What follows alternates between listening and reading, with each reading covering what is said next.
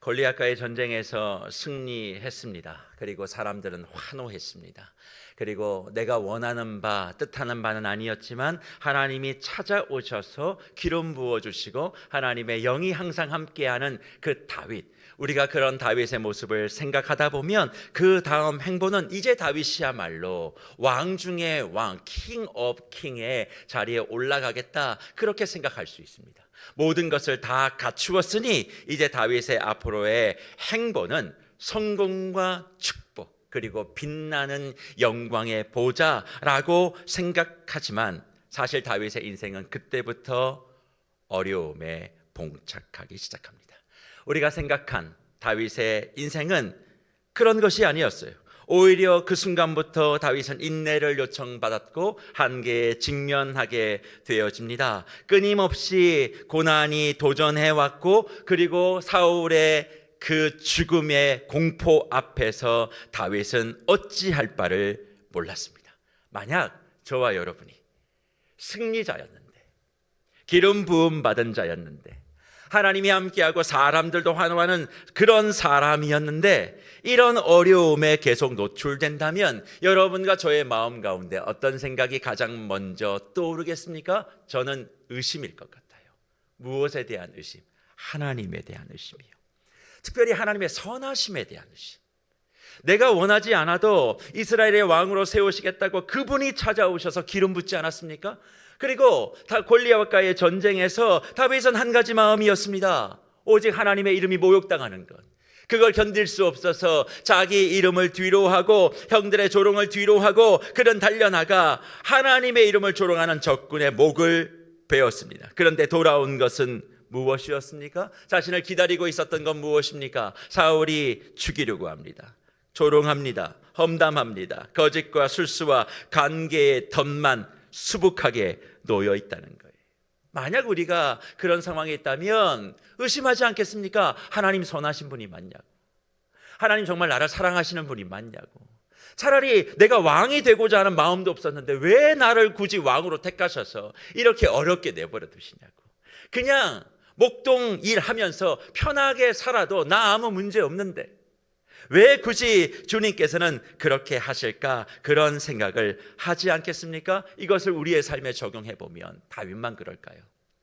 하나님께서 나를 택하셨고 구원해 주셨고 하나님의 자녀 삼아 주셨는데 이상하게 일이 풀리지 않습니다. 오히려 능력은 받습니다. 예배의 은혜는 받습니다. 말씀을 늘 묵상합니다. 기도의 자리를 지킵니다. 헌신과 봉사의 자리를 잘 섬기는데 무엇 하나 풀려가는 게 내 인생에 없어요. 그럴 때 선하신 하나님을 믿으라고 아무리 강단에서 이야기하지만 그 하나님이 내 안에 와닿지 못하니 내 안에 있는 신앙이, 믿음이 흔들리기 시작합니다. 교회 생활이 재미가 없습니다. 신앙 생활이 흥이 나지 않는 거예요. 그러니 나는 갖지 못하는데 누군가는 기도 응답받았대, 누군가는 복받았대, 그런 이야기를 들으면 괜히 열등감을 느끼며 이 예배의 자리에 앉았어도 즐거이 하나님을 예배하지 못하는 그런 분들이 계신다 생각합니다. 그런데 그런 분들에게 저는 오늘 도전하고 싶어요. 뭘 도전하고 싶으냐? 예수를 왜 믿으십니까? 우리가 신앙생활하고 교회생활하는 목적이 도대체 무엇입니까? 신앙생활과 믿음생활의 목적이 무엇인지를 제대로 알지 못하기에 그런 어려움이 생길 때마다 우리는 하나님을 의심하고 하나님의 선하심에 대하여 불신을 갖는 것입니다. 사실 예수를 믿어 구원을 받아 내 삶이 예전보다 형통하게 되고 유복하게 되고 축복의 축복이 넘쳐야 되는데 사실 우리 안에 삶은 그렇지 못해요. 예수를 믿고 잘된 분들도 분명히 많습니다. 그러나 그 잘됨이 내가 기뻐하는 잘됨인 분들은 별로 없어요. 돈 많이 벌고 내 자식 다 잘 되고 내 사업 다 잘 되고 내 건강 아픈 게 다 낫고 그런 분들도 있지만 그렇지 못한 분들이 이 세상에 훨씬 더 많습니다. 그런데 그런 분들이 만약 예수를 믿어 복을 받고 내가 원하는 바를 다 이루었다라고 하는 목적을 따라 살아간다면 그들은 목적 달성이 안 된 사람들 아닙니까? 성경도 보세요. 바울이 뭐라고 얘기합니까? 예수를 믿고 복음 가운데 있으면 너희가 환난을 받는데요, 환난에는 인내가 필요하대요. 그리고 인내를 통하여 연단의 과정을 거쳐 너희가 소망이 되어야 된다, 그렇게 말씀합니다. 그러니까 바울은 복음을 맞이하고 있는 모든 사람이 복이 목적이 아니라 소망이 목적이랍니다. 그러면 바울이 바울이 얘기하고 있는 그 소망, 하나님을 믿는 자의 마지막 목적인 그 소망은 도대체 무엇일까요? 그것은 하나님이 우리에게 기대하는 바, 하나님이 저와 여러분의 삶에 만들어내고자 하는 그 목적을 이야기하는 거죠. 그런 차원에서 저와 여러분들은 신앙과 믿음과 교회 생활의 목적을 분명히 할 필요가 있습니다. 그러면 다시 여쭙습니다. 우리 묵별들은 예수를 믿는 목적이 무엇입니까? 내가 원하는 복 받기 위해서, 내가 감당할 수 없는 그 무언가를 하나님이 해결사처럼 오셔서 모든 것을 다 해결해 주시는 그것이 목적이십니까? 그러니까 그런 것이 목적이 되니까 내가 원하는 바가 이루어지지 않으면 시험에 들었니, 낙담했니, 절망했니, 그런 이야기를 하는 것 아닙니까? 그리고 그게 목적이니까 그 목적을 달성하기 위하여 다른 종교에서 하는 것처럼 지성이면 감천이다, 하나님 아버지 앞에 내 정성을 잘 드리면 하나님도 감동해서 내게 복을 주신다, 그렇게 믿고 충성 경쟁하는 거 아니에요? 그러나 성경엔 그런 내용을 하나님이 한 번도 한 적이 없습니다. 오히려 니들이 가지고 나오는 그런 냄새나는 재물 때문에 내가 힘들다, 그렇게 말씀하세요. 하나님이 원하시는 목적과 전혀 다른 목적을 가지고 하나님 앞에 예배하는 거 내가 힘들다, 주님이 그렇게 말씀하고 계십니다. 그렇다면 하나님이 우리에게 요청하시는 믿음의 목적, 그건 무엇일까요? 나의 바람을 이루는 것이 아니라 하나님의 일하심이 나타나는 거예요. 더 쉽게 설명하면 화려한 꽃이 되는 것이 아니라 언제나 어떤 자리에나 생명을 꽃피우는 종주나무 되는 게 목적입니다. 종주나무란 민둥산을 우거지게 만들 때 가장 먼저 심는 나무가 종주나무예요. 그 땅의 토양을 개간하는 것입니다. 완전히 생명이 자리할 수 있도록, 다른 나무와 꽃이 거기서 살아갈 수 있도록 가장 먼저 그 산에 뿌리 내리는 나무를 종주나무. 그래서 종주나무는 예쁘지 않아요. 종주나무는 못생겼습니다. 생각해 보세요. 예쁜 나무는 제일 먼저 베입니다. 가장 못생긴 나무, 가장 바람을 많이 맞은 나무, 가장 폭풍우 속에 있었던 나무, 그러나 뿌리를 깊이 내려 그 땅의 토양을 좋게 만드는 그 나무를 심는 것, 바로 그것이 하나님이 저와 여러분을 불러 구원받은 자리에 두신 목적이라는 거예요. 그러니 지금 내 삶에 찬란한 꽃이 피지 않았다고 하나님의 목적이 이루어지지 않는다 생각하지 마십시오. 저와 여러분은 나무 되어야 되는 사람인 줄 믿습니다. 나이 들어 멋진 나무 되는 게 아닙니다. 지금 예수님 때문에 멋진 나무 되는 거예요. 젊을 때 멋지지 아니하는 신앙인이 나이 들어 멋지게 된다는 것은 착각입니다. 지금 예수 그리스도의 일하심이 나타나는 인생이 멋지고 잘 사는 인생이지 않겠습니까? 그러니까 나의 모습이 어떠하든 각자의 모습 속에서 하나님의 일하심이 나타날 수 있는 종주나무로서 하나님은 우리를 자라가기 위하여 믿음의 자리에 부르셨고, 신앙생활이라고 하는 그 걸음을 지금도 걷게 하시는 거예요. 그러니 이 목적을 이루기 위해서 뭐가 필요합니까? 고난이 필요해요. 연단이 필요해요. 그리고 인내가 필요해요. 그렇지만 그럼에도 불구하고 하나님이 나를 만지셔서 내가 멋진 하나님의 종주나무 될 수 있음에 대한 분명한 목적이 있기에 그것을 소망으로 가지고 오늘 비록 내 삶에 눈물이 가득하다 할지라도 예배의 자리를 지키며 주여 나를 사용해 달라고 오늘 이렇게 우리가 앉아 있는 것 아니겠습니까? 그러니 다윗도 수많은 고난 속에서 기도한다고, 주님을 예배한다고 자신의 모든 문제가 다 해결된 것이 아니었습니다. 오히려 기도하면 기도할수록, 주님 앞에 예배하면 예배할수록 가슴 치고 통곡하며 마음을 찢어야 될 그런 일들이 더 많았어요. 오히려 하나님 앞에 가까이 나아가면 나아갈수록 더 그렇게 통곡하는 시간들이 많았습니다.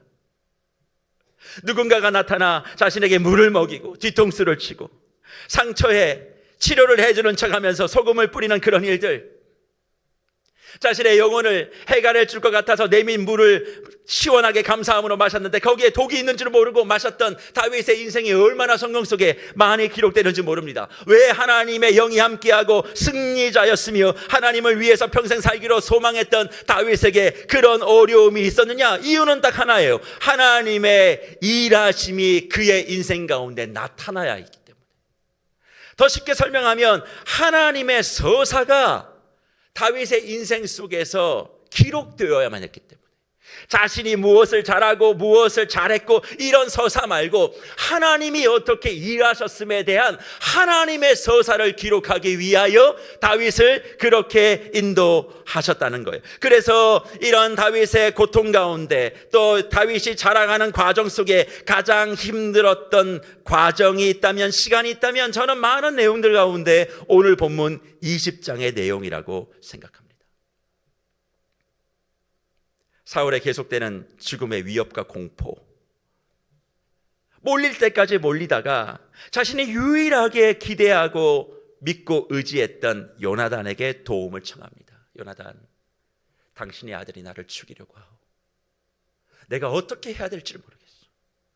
난 정말 사심이 없이 하나님을 위해, 이 나라를 위해 마음을 다하고 있는데 당신의 아버지는 매 순간 아침부터 밤까지 나를 죽이려고 저렇게 덤비니 내가 살 수가 없어. 그러니 부탁 한 가지 하자. 당신의 아버지 사울의 생각이 정말 선한 것인지 악한 것인지를 좀 알아봐 달라. 그래서 나의 인생의 행보를 좀 정하고 싶다. 이렇게 매일 쫓기면서 불안한 가운데 내가 살 수는 없지 않느냐, 그렇게 요청을 하고, 요나단은 그런 이야기를 들으니까 다윗 이 얘기를 궁정에서 하면 안 된다고, 우리 밖으로 나가자고. 그러면서 다윗을 끌고 나가서 네가 얘기하고 있는 그것들을 알아보겠다고, 만약 내가 이걸 하지 않으면 하나님이 나에게 벌을 내릴 것이다, 그렇게 이야기하며 다윗과 요나단이 약속을 하는 그런 과정을 사무엘상 20장은 우리에게 말씀하고 있어요. 저는 사실 이 부분에 요나단의 믿음이 다윗을 추월한 것이 아닌가 그런 생각을 해보게 됩니다. 사실 요나단은 지금 목숨을 거는 거예요. 아버지 사울입니다만 사실 왕이잖아요. 왕이 다윗을 죽이려고 하고 있는데 그것을 막으려고 하는 시도는 사실 반역입니다. 자신의 목을 내어놓는 거예요. 그 나라의 2인자가 자기의 목을 걸고 이렇게 할 이유가 있습니까? 그런데 하는 이유는 뭐예요? 하나님 앞에서 내가 맹세한다는 거예요. 하나님의 일하심을 내가 거스릴 수 없다는 거죠. 내가 내 생명을 걸고 하나님 앞에서 약속하겠다, 그렇게 얘기하며 다윗을 돕기 시작합니다. 그러면서 서로의 시돈을 하나 주고받는데 오늘 본문 19절 이하의 말씀을 요약하면 이런 거 아닙니까? 다윗에게 3일을 기다리라고 얘기합니다. 3일 안에 내가 알아오겠다, 아버지의 뜻이 뭔지. 그리고 3일 후에 내가 와서 네가 숨어있는 그 에셀 바위 옆으로 표적을 만들고 내가 화살을 3번 쏠 거야. 그러면 화살을 누군가가 가지고 와야 되는데 종이 막 움직일 때 내가 말하기를 너무 멀리 갔다 이쪽으로 오면서 다시 주워라고 하면 아무 일도 없는 것이니 안심하고 나와 궁으로 돌아가고, 만약 더 먼 곳에 있다, 화살이 네가 있는 곳보다 더 먼 곳에 있다라고 내가 종에게 얘기하면 하나님이 너를 멀리 보내시는 사인으로 생각하고 도망가라, 그렇게 약속을 합니다. 그러니 이 장면을 가만히 생각해 보면 다윗의 입장에서는 이 3일이 고통인 거예요. 아무것도 할 수가 없습니다. 그냥 요나단의 사인이 떨어질 때까지 기다리는 것밖에 없지 않습니까? 사랑하는 뭇별 여러분, 저는 이 장면에서 저와 여러분의 인생을 좀 살펴봐요. 3일 동안 에셀 바위 옆에서 어떻게 해야 될지 이러지도 못하고 저러지도 못하는 다윗의 모습이 꼭 우리의 모습 같아 보이지 않습니까? 하나님의 부름을 받았습니다. 하나님의 사람이 되었습니다. 그럼에도 불구하고 내가 원하고 바라는 인생을 살아갈 수 없는 게 현실이라는 거예요. 하나님이 함께 했어요. 하나님이 능력도 보여줬습니다. 그러나 에셀 바위 옆에 3일을 머물러 있는 그 시간처럼 이러지도 못하고 저러지도 못하고 내가 원하는 대로 할 수도 없고 할 능력도 없는 우리의 모습을 우리는 다윗의 이 사건 속에서 발견하게 된다는 거예요. 하나님의 힘과 능력을 빌려서 강한 사람 되고 싶지만 하나님은 우리에게 그 힘을 주셔서 절대로 우리를 강한 사람 만들지 않습니다. 하나님은 그냥 우리와 함께 하셔서 하나님의 강함을 나타내는 사람으로 사용하고 싶으신 거죠. 근데 우리는 능력 받으면 내가 뭔가 대단한 사람이 되어 이것도 할 수 있고 저것도 할 수 있다, 그렇게 생각하고, 그게 되지 않으면 하나님은 나를 미워하신다, 그렇게 착각하시는 분들이 많이 계세요. 그렇지 않습니다. 하나님이 함께 하셔도, 하나님이 택하셔도 에셀 바위 옆에 3일 동안 이러지도 못하고 저러지도 못하는 그런 인생이 저와 여러분의 인생이에요. 함께 해주시는 하나님이 나를 인도에도 가시고 때론 밀어주시고 때론 끌어주시고 때론 침묵도 하시면서 하나님의 사람으로 만들어 가실 때 상당 부분 모든 문제가 실상은 내 손을 떠나 있는 게 많다고요. 내가 손을 볼 수 있는 게 별로 없다는 겁니다. 그래서 저는 이것을 이렇게 정리하는데 인생의 터널이다. 하나님을 믿는 자에게 주시는 하나님의 축복, 인생의 터널이라고 이야기하고 싶어요. 사실 요즘에 저는 기차를 별로 타본 적이 없습니다. 대부분 지방을 내려갈 때나 지방에서 서울로 올라올 때 가장 많이 애용하는 것이 요즘은 KTX나 혹은 SRT죠. 부산까지도 짧은 시간에 왔다 갔다 하게 되어져서 많은 분들이 이용을 합니다. 하지만 저는 제 자신이 KTX나 SRT 같아 보이지 않습니다. 저는 제 스스로를 꼭 무궁화호 같아 보여요. 지금 가장 느린 기차가 무궁화호거든요. 그러나 좀 이제 세월을 좀 오래 사신 분들은 비둘기호도 기억하실지 모르겠습니다. 제 인생이 꼭 비둘기호 같고 무궁화호 같습니다. 더디고 힘들고 매 정거장마다 서야 되고 정비해야 되고 채워야 되고, 그렇지 않으면 한 걸음도 갈 수 없는 그런 모습인 거죠. 그런데 사랑하는 무별 여러분, 그거 아십니까? KTX를 타든 SRT를 타든 무궁화호를 타든 비둘기호를 타든 지나가는 터널의 개수는 별 다르지 않다는 거예요. 빠를 뿐이지 통과해야 될 터널은요 별 차이가 나지 않아요. 나의 문제가 아니라 우리 인생에 가지고 있는 모든 터널은 그래서 터널 총량 법칙을 가지고 있는 겁니다. 내가 열심히 기도한다고, 내가 열심히 신앙생활한다고 그 터널이 줄어들거나 짧아지는 것이 아닙니다. 나의 실력과 나의 능력을 가지고 그 터널 숫자를 늘릴 수 있고 줄일 수 있는 것이 아니라는 거예요. 하나님이 우리를 인도해가는 그 목적지까지 저와 여러분의 인생 가운데 놓여있는 인생의 터널 숫자는 똑같다는 겁니다. 그래서 생각해보면 우리의 인생의 여정과 신앙의 여정엔 하나님이 이미 놓아두신 철로와 터널이 있는 것이고, 우리가 그것을 기도한다고 해서 그것이 변화가 없다는 것을 아셔야만 합니다. 그러면 신앙생활과 믿음은 무엇일까? 목사님, 기도해서 그 고난의 터널을 없애는 게 목적이지요, 그게 능력이죠. 그게 아니라는 거예요. 진짜 능력은 뭐냐면 그 터널과 하나님이 만들어 주신 그 철로를 이탈하지 않고 지나가는 거예요. 하나님이 원하시는 인생의 길, 신앙의 길, 내가 어떻게 할 수 없는 그런 문제들이 일어났을 때 하나님을 향한 신앙의 길을 이탈하지 아니하고 주님을 향한 믿음을 굳건하게 가지며 그것을 통과할 때 내가 뭐가 되는 거예요? 찬란한 꽃님은 되지 못해도 못난 종주나무로서 하나님의 놀라우신 능력과 열심과 하나님의 서세를 담아낼 수 있는 하나님의 사람이 만들어진다는 것이죠. 그러니 저와 여러분의 삶 가운데 지금 인생의 터널이 있으십니까? 그러면 그걸 줄일 생각을 하지 마세요. 줄어지지 않습니다. 그거를 지울 생각도 하지 마세요. 그런 일은 일어나지 않습니다. 오히려 그 시간, 내게 주어진 인생의 터널, 하나님이 나를 더 멋진 종주나무로 하나님의 목적, 소망을 담아내는 하나님의 열심과 일하심이 분명하게 드러나는 사람으로 만들어가는 과정으로 그것을 받으시고 순종하며 인정하며 그리고 견디며 오늘 하루의 삶을 살아가는 거예요. 그냥 내가 숨쉬고 있는 이 시간이 의미 없이 죽음을 향해서 걸어가는 것이 아니라 소망을 향해서 걸어가고 있다. 하나님이 그냥 나를 이렇게 살려두신 것이 숨만 쉬고 새끼 밥만 먹고 아무것도 없는 하는 일이 없다, 그것이 아니라 지금 이 순간도 하나님은 나를 소망으로 인도하고 계신다. 하나님은 나를 통해 하나님의 일하심을 드러내고 싶은다. 세상은 아무것도 이쁜 게 없어서 배워가지도 않지만 하나님은 못난 나를 나의 가정에, 나의 직장에, 나의 삶의 터전에 세워서 새도 날아들게 하고 많은 사람들이 쉼도 없게도 하고 나를 통하여 수많은 생명이 다시 잉태되는 시간으로 나를 삼아주시는 줄 믿고 그 자리를 묵묵히 걸어가는 것, 이것이 믿음 있는 자의 모습이라 말씀하고 있는 거예요. 그러면 우리는 이런 생각 듭니다. 목사님, 다 좋아요. 인생의 터널을 그렇게 지나가는 것, 믿음을 가지고 그렇게 가는 것 다 좋습니다. 근데 뭐라도 하나 있어야 터널을 통과해보죠. 아니 그래도 목사님 다 알겠어요. 제가 목사님에게 무슨 기복 설교를 해달라는 것도 아니에요. 하지만 그렇게 말씀하시면 내 인생이 너무 재미가 없잖아요. 뭐라도 붙잡아야 방향 잡고 가지요. 그래야 터널을 한번 빠져나가 보지요. 그냥 내일 어떤 일이 일어날지를 모르고 그냥 그렇게 묵묵히 가면 된다라고 하시는 그 말씀이 맞는데 와닿지 않다라고 하시는 분들에게 하나님이 선물로 주시는 것이 있는데 그게 뭘까요? 그게 하늘 화살이에요. 하늘 화살.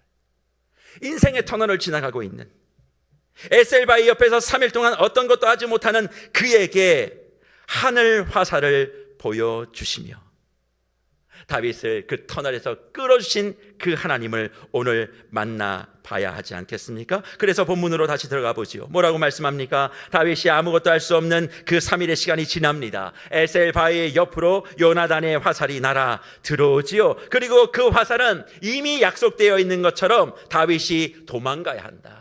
궁으로 돌아오면 안 된다. 다시 떠나야 된다. 그런 하나님의 시그널을 하나님께서 요나단을 통해 허락해 주신 것입니다. 자신이 기름 부음해 주신 그 왕 다윗을 이제 더 자라가기 위해서, 자라나게 하기 위해서 하나님은 그 하나님의 사람을 위험에서도 건지고 그리고 더 멋지고 단단하게 키우기 위하여 하늘 화살을 보여주시며 다음 행보를 정하게 해주셨어요. 그런데 만약 그 자리에 저와 여러분이 있었다면 이런 화살, 하늘 화살의 신호를 받았을 때 어떤 마음이셨겠습니까? 아, 하나님이 이제 이렇게 하라고 했으니까 가면 되겠지? 사실 그렇지 않아요. 다윗은 그 하늘 화살을 경험하고 심히 통곡합니다.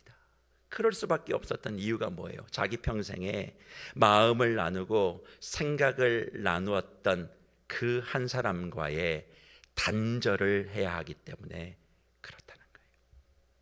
하나님이 주신 그 시그널의 메시지가 자신이 의지했던 그 요나단과의 이별이었다는 것입니다. 가장 의지하고 가장 붙잡고 싶었던 그 하나까지 버려두고 홀로 서라는 것이 하늘 화살의 메시지였어요. 사람은 자신의 마음을 알아주는 사람을 만나는 것이 가장 행복합니다. 일확천금을 내게 주는 사람이 아니라요, 설명할 필요 없이 그냥 이해할 필요 없이 마음이 통하는 사람. 그래서 만남의 복 중에 가장 최고의 복은 저는 언어의 궁합이 맞는 사람이라고 생각해요. 말의 궁합이 맞아야 돼요. 이 단어를 설명하면 그때부터는 틀어집니다. 아, 이걸 그렇게 이해하고 딱 그냥 움직이는 그런 사람들, 그게 바로 누구였냐면 다윗과 요나단이었어요.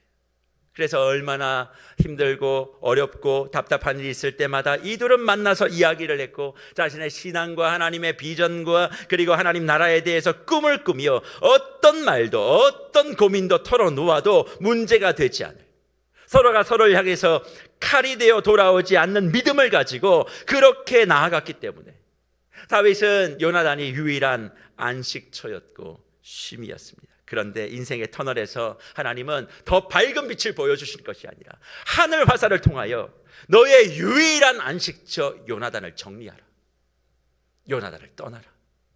떠나서 광야에 홀로 가라. 그렇게 말씀하고 있는 것이 아닙니까? 형제들 사이에서 외면받았습니다. 사울의 공격 속에 늘 지쳤습니다. 그 속에서 유일하게 지탱했던 요나단과의 관계를 끊어내고 아무것도 없는 상태로 자발적으로 걸어가라 말씀하고 있습니다. 만약 네가 떠나지 않으면 사울의 화살이 이제 너의 심장을 뚫을 것이다 말하며 지체하지 말고 떠나라 사인을 요나단의 화살에 담아 둔 것이죠. 그래서 사무엘상 20장 41절과 42절 보십시오. 이 둘의 마지막 이별을 이렇게 이야기합니다. 아이가 가매 다윗이 곧 바위 남쪽에서 일어나서 땅에 엎드려 3번 절한 후에 서로 입맞추고 같이 울되 다윗이 더욱 심하더니 요나단이 다윗에게 이르되 평안히 가라.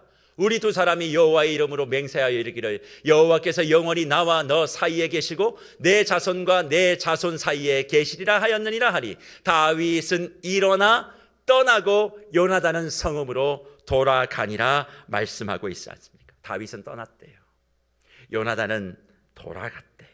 무별 여러분, 오늘 본문에 하늘로부터 날아온 화살 앞에 헤어지는 이 두 사람의 모습이 저와 여러분과는 전혀 상관없는 모습이라 생각하십니까? 그렇지 않습니다. 때론 뜻하지 않게 벌어지는 우리 인생의 일 앞에서 아무것도 생각이 나지 않을 때가 많이 있습니다. 감당할 수 없는 그런 일들 앞에 딱 서면 그냥 생각이 딱 멈춰버려요. 무슨 말을 해야 될지, 어디서부터 이 문제를 해결해야 될지 모르는 그런 일들이 많이 있죠. 그런데 대부분의 사람들은 거기 그런 일들 앞에 서게 되어지면 이런 질문을 하게 되어집니다. 왜 이런 일이 내게 벌어졌나? 두 번째는, 신앙을 가진 분들은 왜 하나님이 나를 돌아보지 않으시고 이렇게 힘들게 하실까? 언제쯤 이건 좀 끝이 날까? 그런 생각 속에 꼬리에 꼬리를 물게 되어다 보면 이제 의욕이 생기지 않아요. 옆에서는 막 기도하자, 예배 드리자, 그렇게 얘기하지만 맞습니다. 기도하고 예배하고 그렇게 회복해서 당연히 믿음의 자리에 나와서 굳건하게 우리의 길을 가야 되죠. 하지만 마음에 진심과 전심을 가지고 어떤 일을 열심히 했던 사람들이 그것이 문이 닫히거나 그리고 또 막혔을 때 다가오는 충격은 어마어마해요.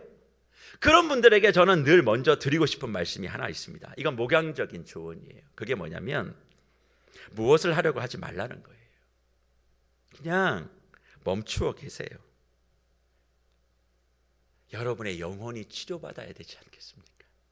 우린 기계가 아닙니다. 프로그램 입력하면 움직이는 로봇가 아니에요. 우리의 마음이 회복이 되는 시간이 필요해요.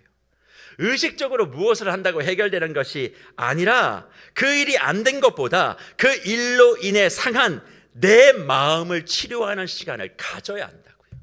누군가가 나를 치료하지 못하면 자가 치료 회복을 해야 되는데 그게 뭘까요? 잠시 멈추는 거예요. 잠시 멈추어서 시간이 흘러가는 대로 드시고 싶은 거 있으시면 드세요. 주무시고 싶으시면 많이 주무세요. 놀고 싶은 거 있으시면 한번 놀아보세요. 그리고 그렇게 하시되 이거 한 가지는 하셔야 돼요. 그게 뭐냐면 질문을 바꾸는 거예요. 하나님이 왜 나를 힘들게 하셨는가? 언제까지인가? 이게 아니라 이 순간 이 문제를 통하여 하나님이 나에게 하늘 화살을 쏘신 거다. 나를 죽이시는 화살이 아니라 이 문제를 아무것도 하지 못하게 만드는 건 하나님의 하늘 화살을 보라고, 하나님이 지금 나에게 무엇을 말씀하시는지를 보라고 이런 시간을 주시는 줄 믿고 하나님의 하늘 화살이 어느 방향으로 가고 있는지를 정확하게 살펴보라는 것입니다. 그리고 하나님을 내가 정말 알고 있나? 하나님이 정말 나에 대해서 어떤 목적과 계획을 가지고 있는지 내가 제대로 알고 있나? 그것을 늘 질문하며 계셔야지 왜 안 해주시냐고, 왜 나를 힘들게만 하냐고, 이렇게 있어서는 육신의 힘을 가지고도 회복되지 못할 겁니다. 육신의 힘을 가지세요. 하지만 마음속에 하나님을 향한 이런 질문들을 바꾸어서 하나님의 하늘 화살이 지금 어느 방향인 거야? 하나님은 이걸 통해서 나에게 어떤 목적을 이루려고 하시는 거야? 하나님 지금 나에게 어떤 마음이신 거야? 이것을 늘 생각하고 살아가게 될 때 우리의 인생의 터널을 이탈하지 아니하고 떠나 빠져나오시는 저와 여러분의 모습을 발견하게 되는 줄 믿습니다. 내가 아는 것 같아도 알지 못하는 게 너무 많아요. 특별히 하나님이 나를 통하여 이루어 가시는 계획은 나의 상상을 뛰어넘는 것입니다. 그 상상을 뛰어넘는 하나님의 방법을 가끔 알게 하기 위하여 하나님이 뭐 하시는 거예요? 하늘로부터 화살을 쏘아주시는 거예요. 그 길 아니다. 이런 이유 때문이야. 잠시 멈춰야 되기 때문이고, 지금은 가야 될 때문이고, 때론 네가 그렇게 의지하는 요단함과의 관계도 끊어야 되는 것이고, 아무것도 가지지 아니하는 상태에서 다시 시작해야 된다. 이런 모든 사인들을 하나님은 인생의 터널을 지나고 있는 저와 여러분들에게 보여주신다는 거예요. 그러니 주 안에 사랑하는 부표 여러분, 내 인생이 안 되는 어둡고 캄캄한 인생의 터널만 보지 마시고 인생의 터널을 지나고 있는 내 옆에 화살처럼 지나가고 있는 하나님의 시그널을 확인하시는 은혜가 있기를 축복합니다. 터널에 집중하지 마시고 지금 나를 향해서 하나님은 죽이기 위하여 활을 쏘는 것이 아니라 살리기 위하여 하늘 화살을 쏘시는 거예요. 그 방향을 보고 걸어가야 한다는 것입니다. 주위의 것에 매달리고 진짜가 아닌 것에 마음을 두며 지금 이 상황을 혼자 이겨내 보겠나라고 그렇게 해봐야 결과는 망하는 거예요. 그러니 어찌 해야 됩니까? 더 멀리 보고 더 깊게 생각하고 더 넓게 구상하고 더 높게 뜻을 가지고 다시 걸어가라. 하나님 인생의 터널에 나를 가두어 죽이려고 하시는 것이 아니다. 너를 홀로 고립하게 하는 것이 아니다. 착각하지 마라. 오해하지 마라. 내 영혼 가운데 선포하셔야 되는 거예요. 그리고 나의 영적인 눈을 향해서 선포해야만 합니다. 하늘 화살의 방향을 찾아라.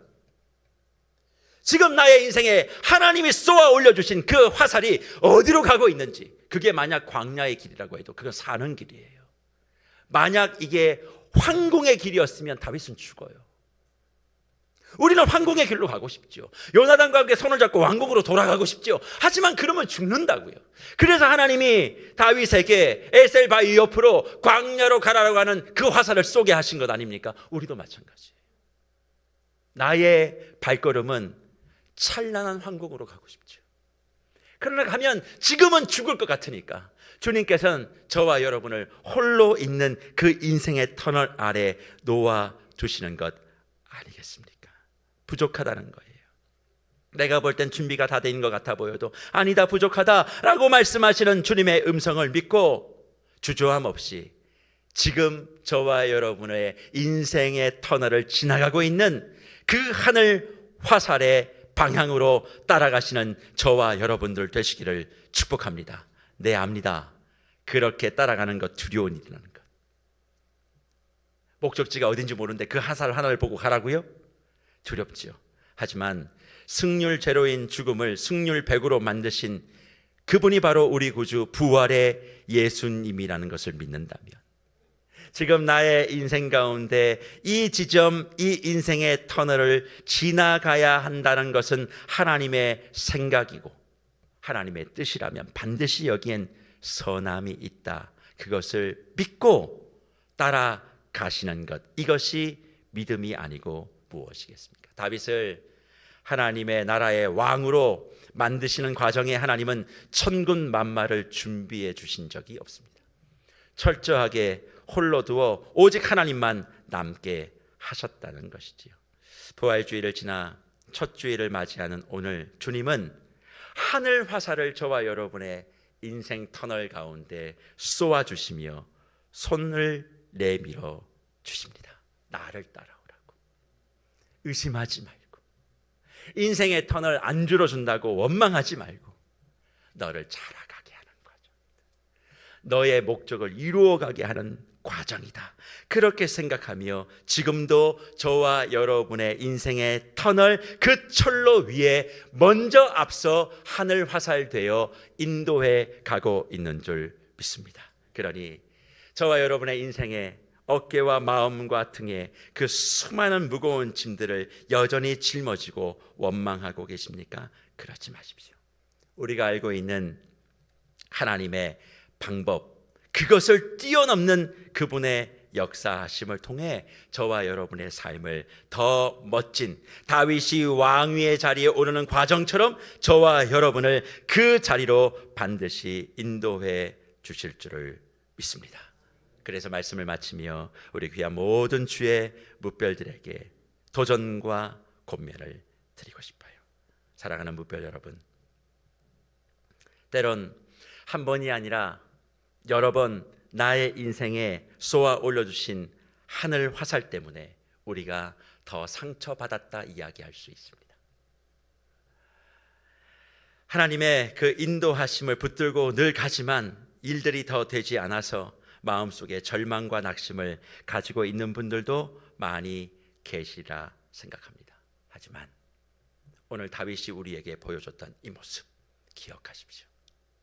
에셀바위 옆에서 3일 동안 아무것도 하지 못했으나 하늘 화살의 메시지를 따라 걸어갔던 다윗은 결국 왕 위에 오를 수 있었습니다.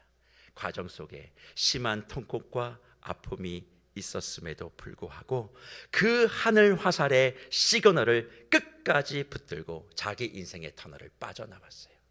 다윗에게 그렇게 역사하신 하나님이 저와 여러분의 인생에 그렇게 하지 아니하시겠습니까?